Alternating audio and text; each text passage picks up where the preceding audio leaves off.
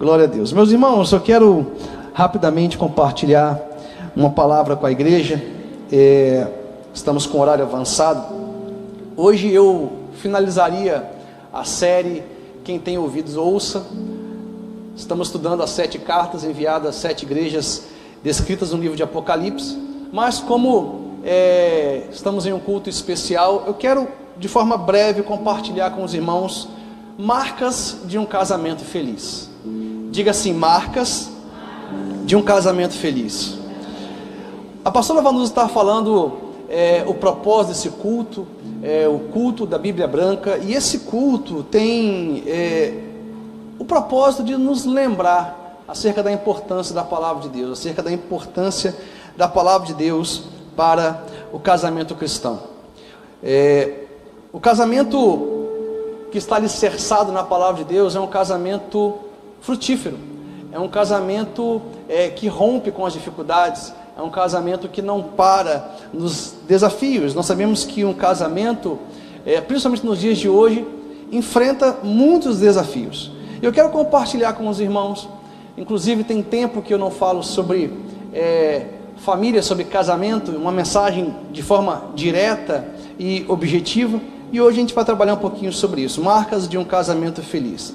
Irmãos, a primeira marca de um casamento feliz, que é algo que eu e minha esposa temos aprendido, nós somos casados há 20 anos, é que a primeira marca é que os cônjuges devem apresentar a melhor versão de si dentro de casa. Diga assim: os cônjuges devem apresentar a melhor versão de si dentro de casa. Vamos ler 2 Reis, capítulo 5. Abra comigo a sua Bíblia, se você puder. 2 Reis, capítulo 5. Vamos ler a partir do versículo 1. 2 Reis, capítulo 5, versículo 1. Diz assim a palavra do Senhor: Naamã, comandante do exército do rei da Síria, era grande homem diante do seu Senhor, e de muito conceito, porque por meio dele o Senhor tinha dado a vitória à Síria. Ele era herói de guerra, porém sofria lepra. Irmãos, Naamã, a história dele tem muito a nos ensinar acerca da vida em família. Quem era Naamã? Um general de guerra sírio, um homem reconhecido do lado de fora da sua casa, um homem valente, um homem corajoso, um homem vencedor nas batalhas. A palavra do Senhor vai dizer que através de Naamã a Síria alcançou muitas vitórias, conquistou muitas nações. Naamã, ele era um homem aplaudido na sociedade. A história vai dizer que quando um general de guerra voltava das suas conquistas, das batalhas que ele vencia, e ele chegava na sua nação, flores eram jogadas sobre ele, aplausos, reconhecimentos. E esse era Naamã. Através da sua armadura de guerra, ele alcançou várias vitórias como um general. No entanto, quando Naamã chegava em casa, ele tinha que tirar a sua armadura. E quando ele tirava a sua armadura, a palavra vai dizer que Naamã era leproso. Diga assim: Naamã era leproso.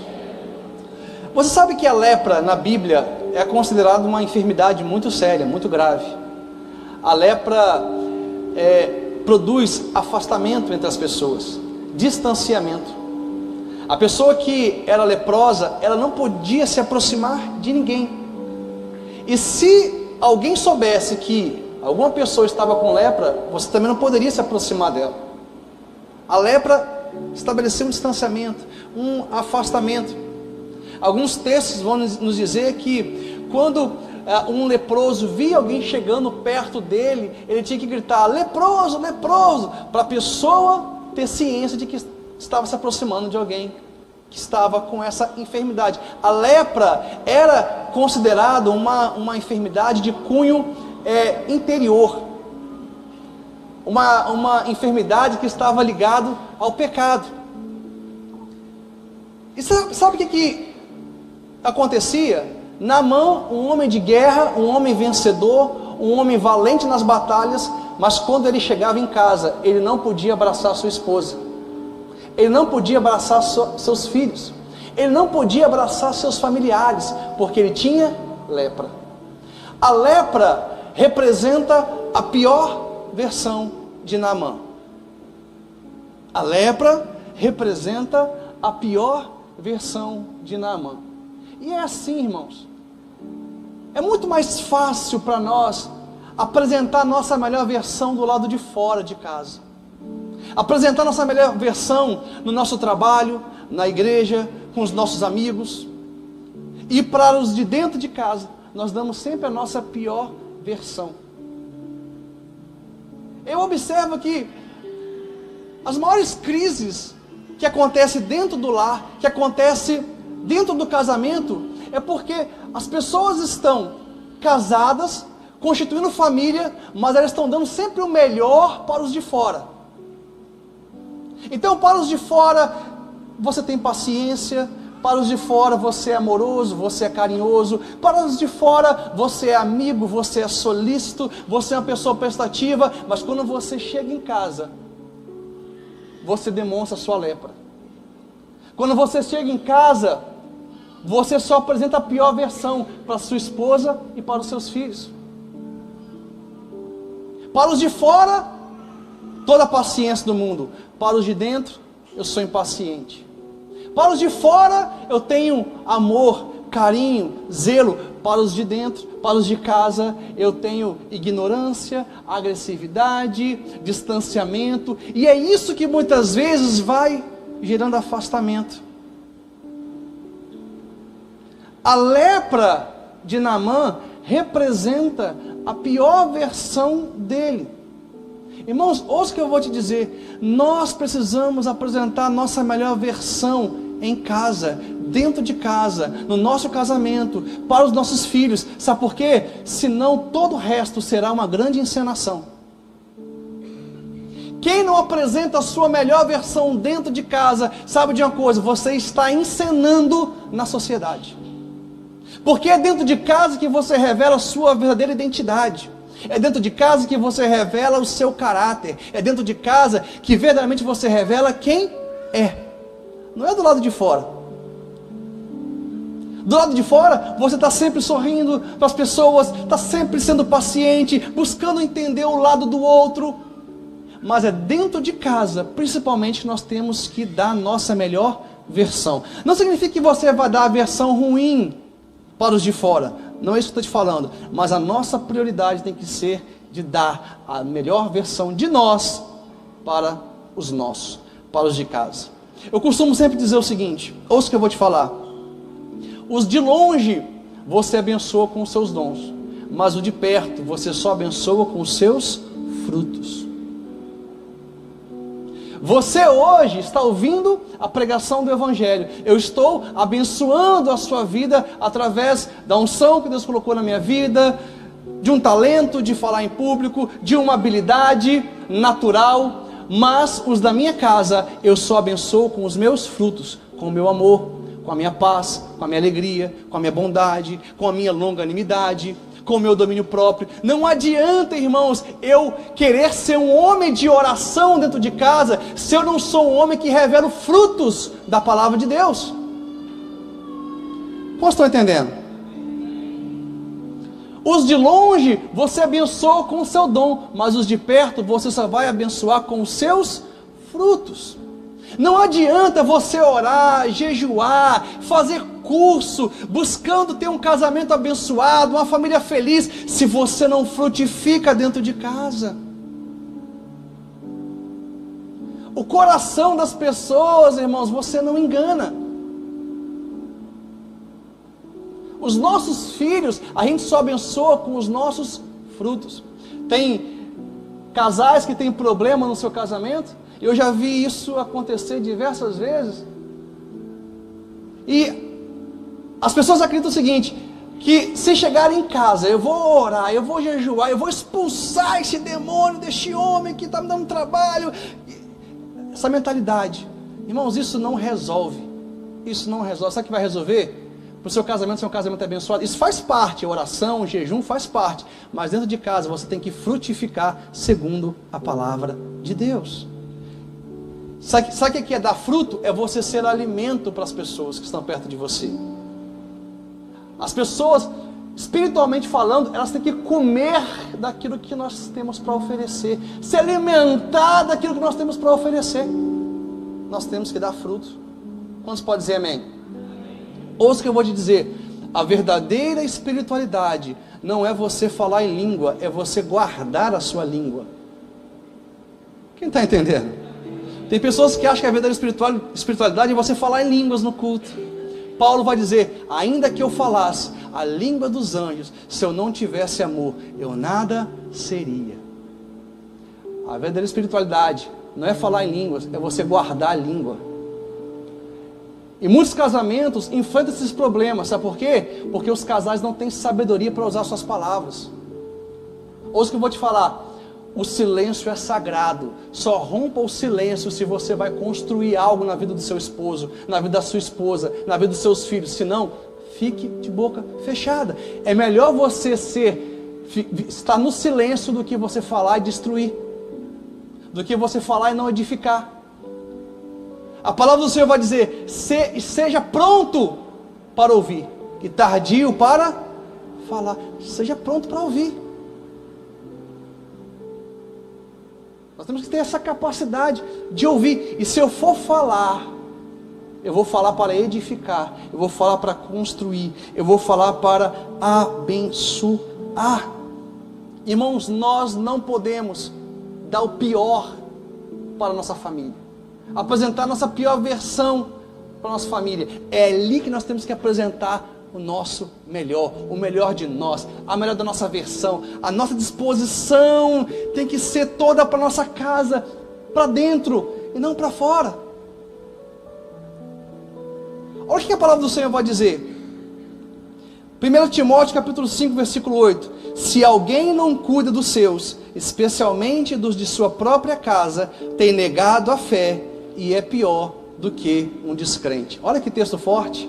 Normalmente nós achamos que negamos a fé somente quando dizemos não para Jesus, somente quando negamos Jesus, somente quando negamos o sacrifício de Jesus. Não, você nega a sua fé também quando você não cuida dos seus. Quando você dá o seu melhor para as pessoas que estão do lado de fora, e por de dentro você só dá espinho e abrolho. Se você não apresenta a sua melhor versão dentro de casa, todo o resto é uma grande encenação. Você está negando a fé em Cristo Jesus. Quem está entendendo? Irmãos, eu não acredito em um evangelho que nos empodera no domingo, mas não nos capacita a viver cheio de Deus na segunda-feira. Eu não creio nesse evangelho que no domingo nós recebemos unção, poder, saímos daqui, sabe, pisando em nuvens de tão abençoado que nós estamos nos sentindo, mas quando chegamos em casa, nós não estamos capacitados para viver cheios de Deus, para refletir a glória de Deus, para liberar a unção de Deus sobre os nossos familiares. Eu não creio nesse evangelho. Sabe por quê, irmãos? O evangelho é espírito e é vida. Evangelho é prática. Evangelho não é uma teoria. Evangelho é prática. Evangelho é aplicar aquilo que nós aprendemos de Deus. Em um culto, a gente não consegue medir a espiritualidade de ninguém. Aqui todo mundo é espiritual. Mas olha o que eu vou te falar, ser sal de saleiro é fácil. A gente tem que ser sal do lado de fora. A gente tem que ser sal é lá na nossa casa. Aqui todo mundo salga com maior facilidade, sal de saleiro. Todo mundo com a mão levantada, todo mundo glorificando ao Senhor, adorando ao Senhor, todo mundo aqui é espiritual. Mas a verdadeira espiritualidade você vai ver em casa. E como o homem lida com a sua esposa. Tem homem que chega em casa, o cachorro foge, o periquito voa, vai embora. Os meninos vão para debaixo da cama. Porque do lado de fora é amoroso, é paciente, é carinhoso todo mundo, mas chega em casa, só tem agressividade, ignorância para entregar, causa pânico para os seus. Eu não acredito nesse evangelho. O evangelho que eu creio é espírito e vida. É o evangelho que nos empodera no domingo, mas nos capacita a ser cheio de Deus na nossa casa e liberar unção, presença de Deus sobre os nossos. Quantos podem dizer glória a Deus? Eu creio nesse evangelho, irmãos, que é espírito e é vida. A palavra do Senhor vai dizer, Tiago capítulo 1, versículo 26, se alguém supõe ser religioso, mas não refreia a sua língua, engana-se a si mesmo, sua religião é vã. Aqui está falando sobre domínio próprio. Aqui está falando sobre verdadeira espiritualidade. A pessoa que ela é verdadeiramente religiosa, no bom sentido da palavra, ela é uma pessoa que manifesta fruto do Espírito. A segunda marca de um casamento feliz, irmãos, é que há a presença da bondade. Diga assim, bondade. Irmãos, casamento que vive debaixo de crise, casamento que vive debaixo de problema, casamento que vive debaixo de lutas, de contendas, sabe o que falta nesse casamento? Bondade. Porque a bondade, ela quebra a tensão dos relacionamentos. Quando tem bondade em um relacionamento, o que é bondade, pastor? A bondade é você sempre agir pensando no bem do outro. A bondade vai sempre fazer com que você fale, com que você tenha uma ação, pensando na repercussão disso. Como a minha esposa vai receber essa palavra? Como minha esposa vai receber essa atitude? E o contrário, da mesma forma. A bondade não te deixa agir sem pensar no outro. A bondade vai sempre te levar a fazer todas as coisas pensando no melhor interesse das pessoas com que a gente se relaciona. A bondade quebra a tensão dos relacionamentos. Mesmo ao corrigir o outro, a pessoa bondosa fala de uma forma a não ferir. Quem não corrige com bondade não busca recuperar o outro, mas sim prejudicar. Às vezes, no casamento, no dia a dia da família, a gente tem que fazer ajustes, fazer correções, a gente tem que alinhar a rota. A gente precisa, eventualmente, na vida em família, tomar algumas atitudes que são atitudes desconfortáveis, mas que são importantes. A gente tem que agir fundamentado na bondade, porque só isso é capaz de nos levar a recuperar o outro, ao invés de prejudicá-lo. Romanos capítulo 15, versículo 14 vai dizer, eu próprio, meus irmãos, certo estou a respeito de vós, que vós mesmos estáis cheios de bondade, cheios de todo conhecimento, podendo admoestar-vos uns aos outros. Observe, o que te dá legalidade, o que te capacita a você corrigir o outro não é a autoridade, é a bondade. Você pode ter autoridade na sua casa, como pai, como um sacerdote do lar. Você pode ter autoridade sobre a sua mulher como cabeça, porque é isso que a palavra de Deus diz, o homem é a cabeça da mulher. Cristo, cabeça de todo homem, o homem, o cabeça da mulher. Você pode ter autoridade conferida por uma posição, mas não é isso que vai gerar um milagre na sua casa. O que gera um milagre na sua casa, homens, ouça o que eu vou dizer, é a sua bondade. É você verdadeiramente expressar fruto do Espírito. É você ser uma pessoa que está disposta a dar o seu melhor para a sua família. Não é a autoridade que te capacita a promover mudanças na sua casa, é a bondade. É isso que a palavra de Deus está nos ensinando. A bondade vai quebrar a tensão dos relacionamentos. Relacionamento que está sempre debaixo de tensão, de conflitos, de brigas, de contendas. O que está faltando é bondade. É um pensar no bem-estar do outro, olhar para a dor do outro, olhar para a história do outro, tentar enxergar o outro não pela sua ótica, mas pela ótica dele. Quem está entendendo o que o Senhor está falando? Amém? E para a gente finalizar de maneira bem objetiva, terceira marca de um casamento feliz.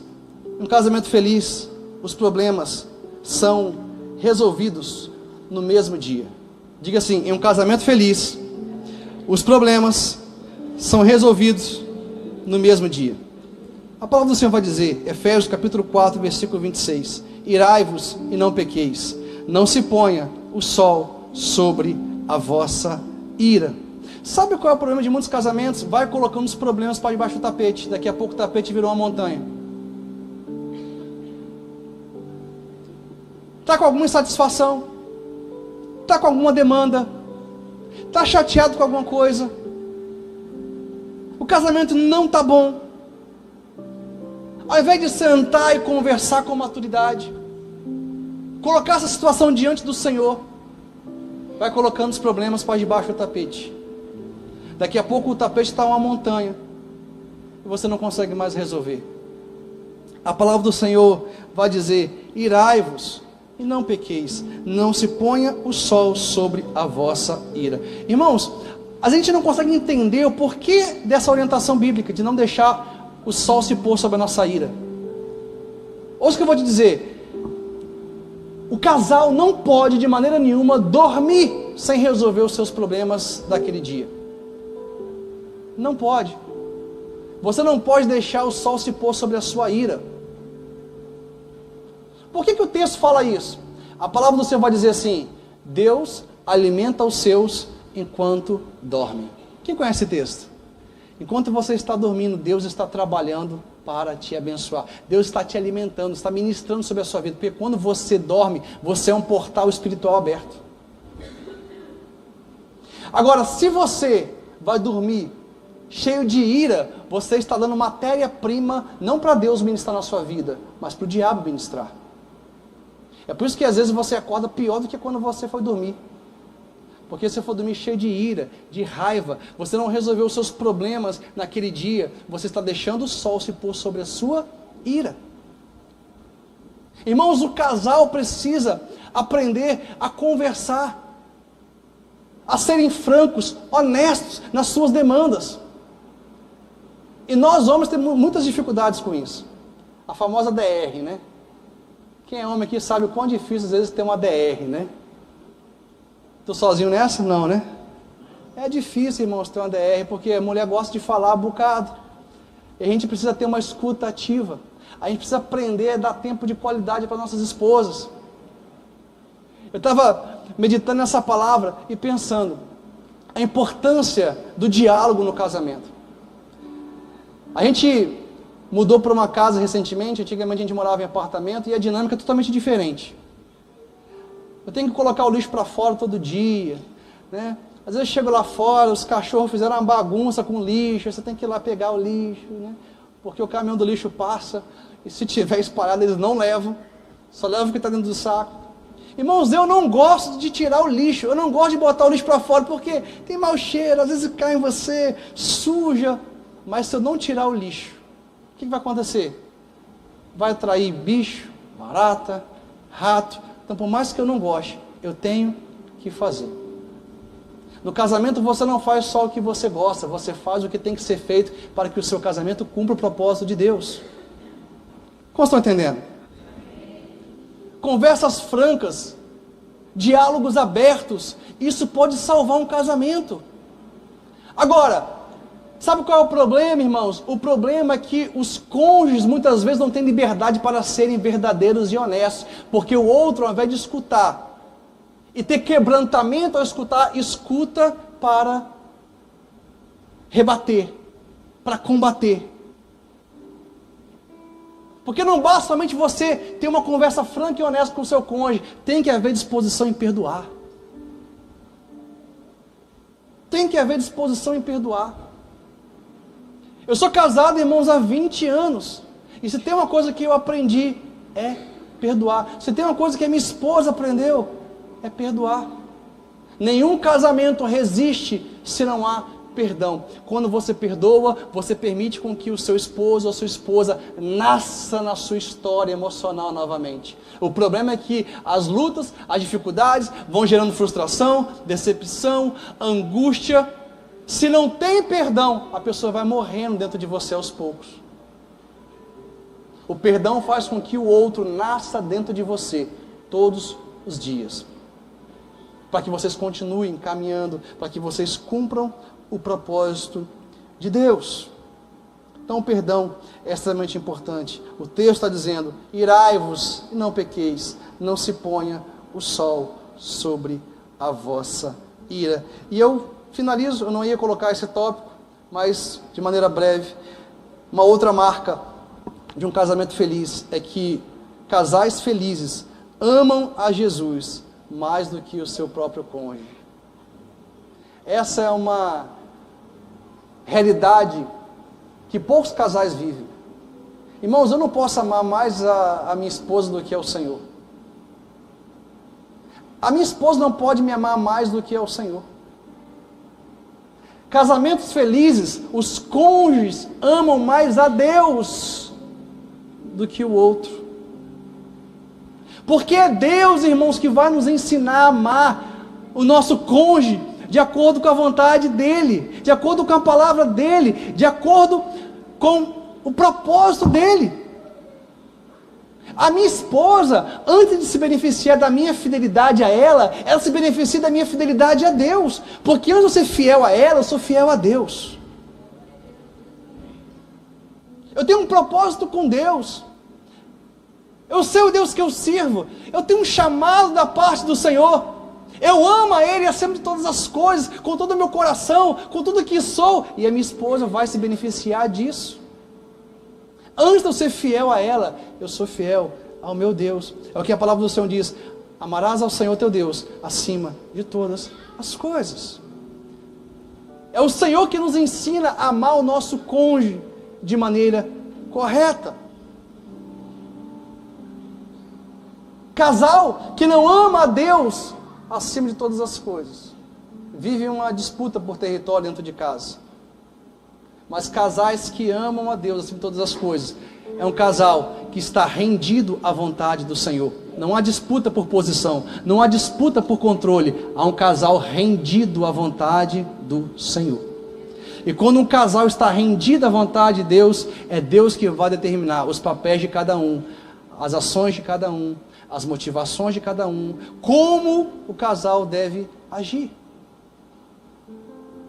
Nós precisamos amar a Deus acima de todas as coisas.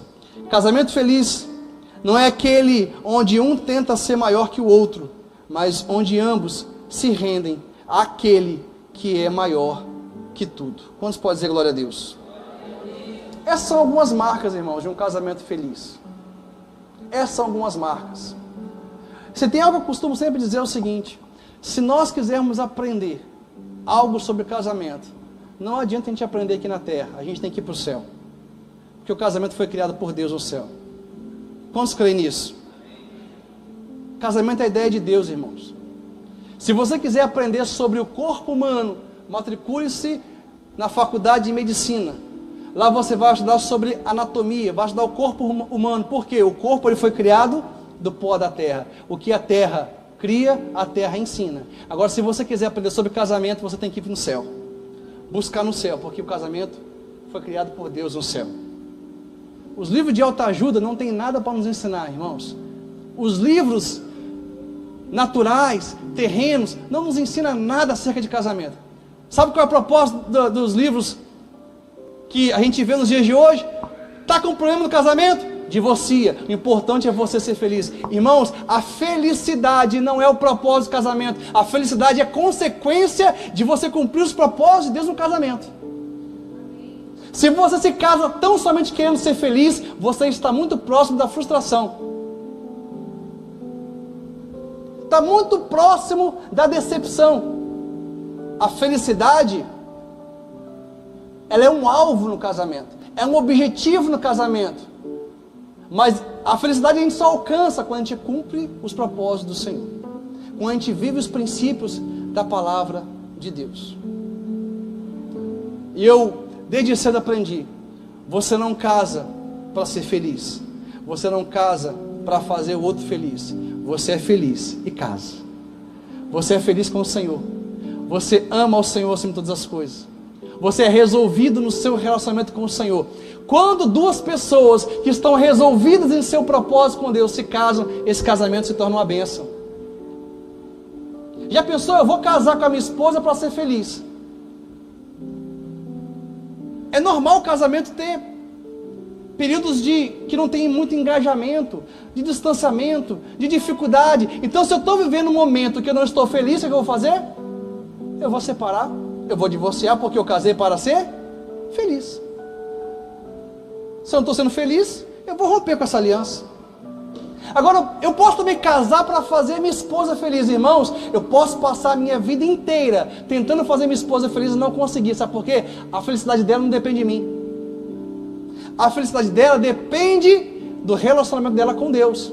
Eu posso contribuir, eu posso cooperar, e eu vou me esforçar para isso, mas eu posso passar a vida inteira tentando fazer ela feliz e não conseguir, porque a felicidade dela verdadeiramente não depende de mim, mas dela mesma, do relacionamento dela com Deus. Então o que é o correto? Eu sou feliz e eu caso.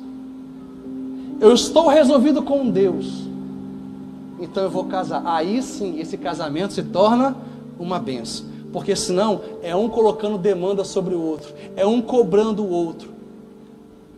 Expectativas erradas. Sabe o que é uma frustração? É uma expectativa desvinculada da realidade. Sempre que alguém se frustra é porque essa pessoa teve uma expectativa desvinculada da realidade. Irmãos, pessoas são falhas, pessoas erram. Nós precisamos aprender a dar margem de erro para as pessoas errarem conosco. Isso é maturidade, isso é discernimento espiritual, isso é inteligência emocional. Então você não casa para ser feliz, não casa para fazer o outro feliz, você é feliz com Deus e casa. Aí sim esse casamento vai ser feliz, aí sim esse casamento vai ser uma bênção, aí sim os filhos serão abençoados. Isso é muito importante, irmãos. Os nossos filhos precisam olhar para nós e saber que eles têm pais, que se amam, que se respeitam. A melhor coisa que você pode fazer para o seu filho não é amar ele mais do que o seu cônjuge, é amar o seu cônjuge mais do que o filho. Isso é forte. Eu já vi pessoas falando assim: não, mas eu amo meu filho, né, acima de todas as coisas. Você tem que amar a sua esposa muito mais do que o seu filho. E isso é que faz bem para o filho, isso passa segurança para ele. Saber que ele tem pais que se amam, que se respeitam, isso é fundamento, isso é alicerce. Tem muitas mães que colocam os filhos, principalmente os meninos, no lugar do marido. Aí daqui a pouco está com um problema com o marido. Inversão de papéis. Inversão de papéis. Amar a Deus acima de todas as coisas. Amar a Deus acima de todas as coisas. O divórcio, irmãos, nunca vai ser uma resposta para os conflitos do casamento. As respostas para o conflito de um casamento está em você buscar conhecer a vontade de Deus. O que traz satisfação, plenitude, felicidade para um casamento é a aliança. É a aliança. Eu posso dizer que hoje eu sou muito mais feliz no meu casamento do que há 20 anos atrás. Porque eu aprendi a permanecer na aliança com a minha esposa. E é através dessa aliança que Deus tem nos abençoado, tem cuidado de nós. Hoje eu posso ver minha filha se casando, como fruto de uma entrega, de uma dedicação e da fidelidade do Senhor. Amém, irmãos? Se coloque de pé em nome de Jesus.